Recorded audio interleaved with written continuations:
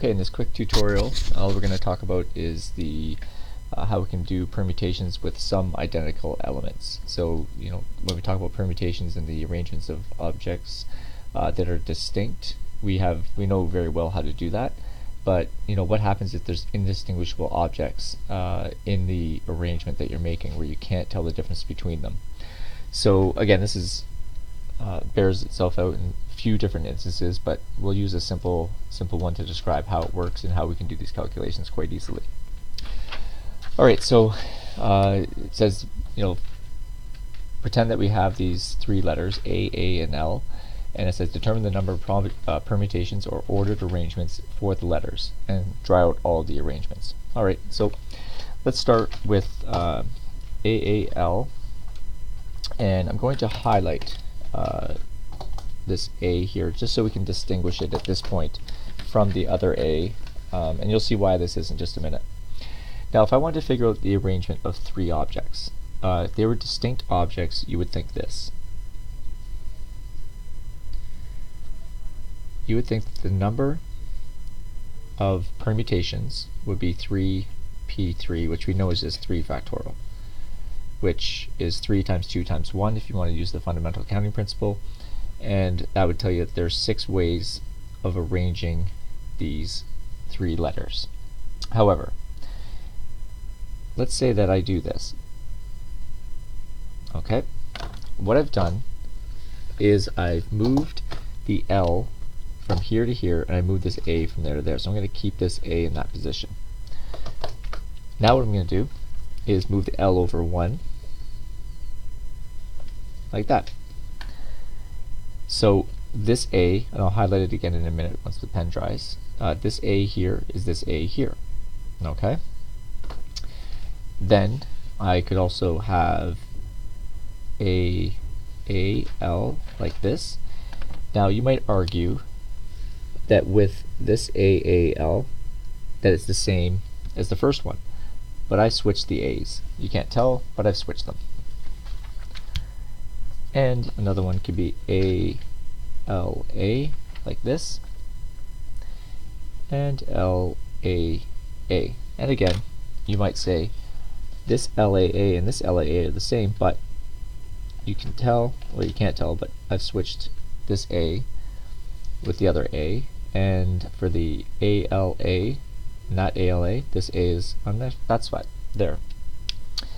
So what you'll see is that this one, and this one are truly unique, whereas these ones are really repeats. Okay, so really there are only 3 unique arrangements that come out of this. These 3 unique arrangements that come out of it are the AAL, ALA, LAA, and then you see the repeats where I switch the A's, switch the A's, and switch the A's, but it doesn't matter because they're identical.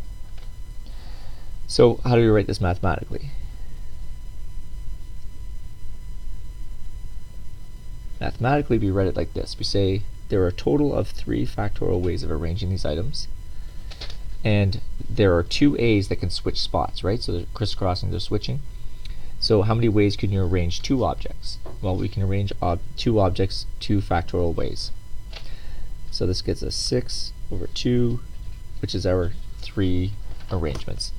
So this up here is our total, and this is the number of arrangements of the identical items.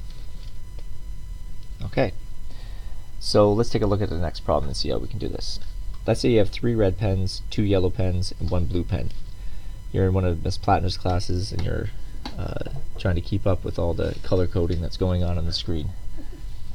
So, for example, you have a red, red, red, yellow, yellow, blue. So we have this situation. How many ways can we arrange these?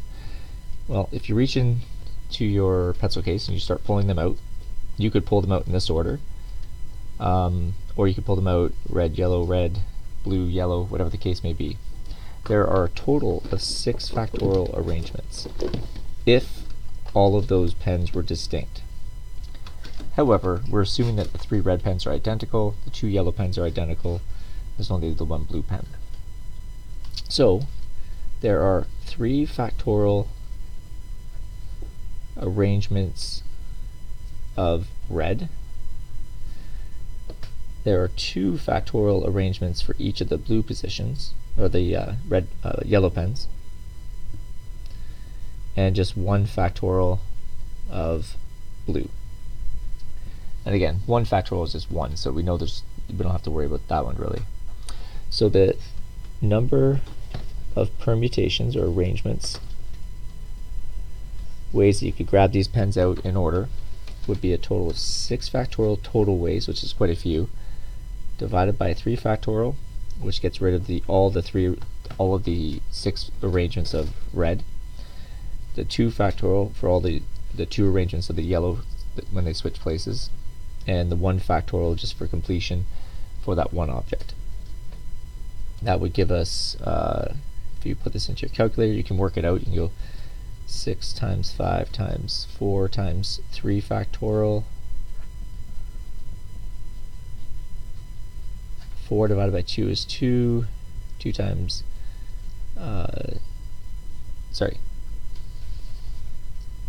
times 5 times 4 times 3 factorial. 6 times 5 is 30. Then we go 4 divided by 2 is 2. So there are 60 possible arrangements in this case.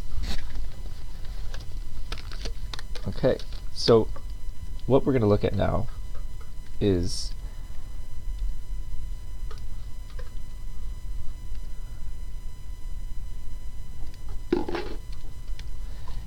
the equation that you get from this. So if the arrangements have identical items, you must divide by the number of arrangements of those identical items. That's what we talked about before. So the simplified equation is this: number of permutations of a set of n objects containing p identical items of one kind, q identical items of a second kind, and r identical items of a third kind, and so on, is given by this formula right here. Total number of arrangements divided by each of those other ones. Now this worked for questions before, like, we've always sort of been doing this, but you never really realized it. So if you had the word by, how many arrangements of those are there? You would have just said, oh, there's 3 options for the first 2 and 1, so you would have said 6. Or you might have said, oh, it's 3p3, which is 3 factorial. Another way of looking at it is you could have said, well, there's 3 factorial arrangements. There's 1b, there's 1y, and there's 1e, which is 3 factorial over 1, which is still 6. So if all the items are not repeated, there's none that are the same, and you're basically just dividing by 1, so you get rid of that necessity to have it in there.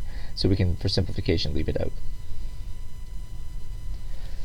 Okay, so that's it. When we get to the problems, you're going to see here that there's going to be questions where they ask you to simplify expressions by expanding the factorial out, and you're going to be crossing out factorials just to help you simplify and break it down into simpler forms. There'll be questions where they're repeating digits, so you're going to have to make sure you divide by the arrangements of those repeating digits, so on and so forth. So in class, what I'll do is I'll outline which questions we're going to do from this package, and we'll go from there.